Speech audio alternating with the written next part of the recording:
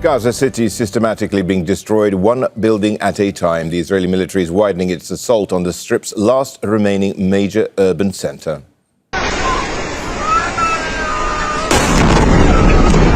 Israeli aircraft have launched violent attacks near tents housing thousands of Palestinians. The strikes were targeting 3 UNRWA schools in Al-Shati camp in the north of the city. Displaced families have been using the buildings as shelter.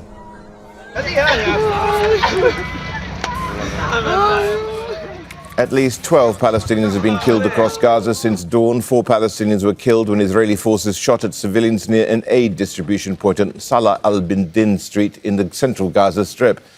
The injured and dead were taken to Al-ianah Hospital.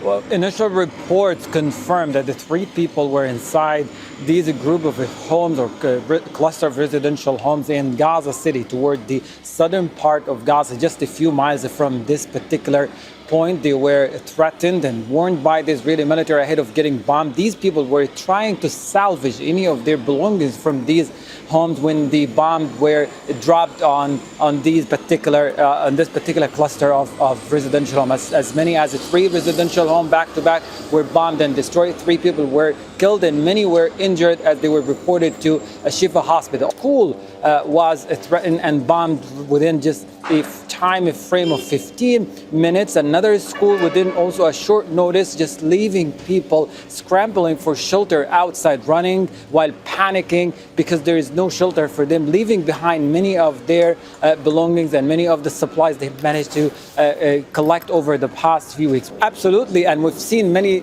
examples of families roaming in the area of Al-Mawasi evacuation zone, searching for a place to set up their makeshift tent. And then they are challenged by many of the difficulties on the ground. The lack of water resources, for example, is causing a greater challenge for many of the families who are trying to live on the bare minimum of basic supplies that are available in the area. But we're talking about an area over the past 2 years completely eroded. It used to be a field, an agriculture field with lots of resources, and it is now completely eroded by months of devastation and destruction, and let alone the continuous bombardment that this area has been subjected to over the past 23 months. Water resources are very, very depleted in the area, only toward the western part near the coastal road of Al-Mawasi, and it's a very salty water, not proper for human consumption.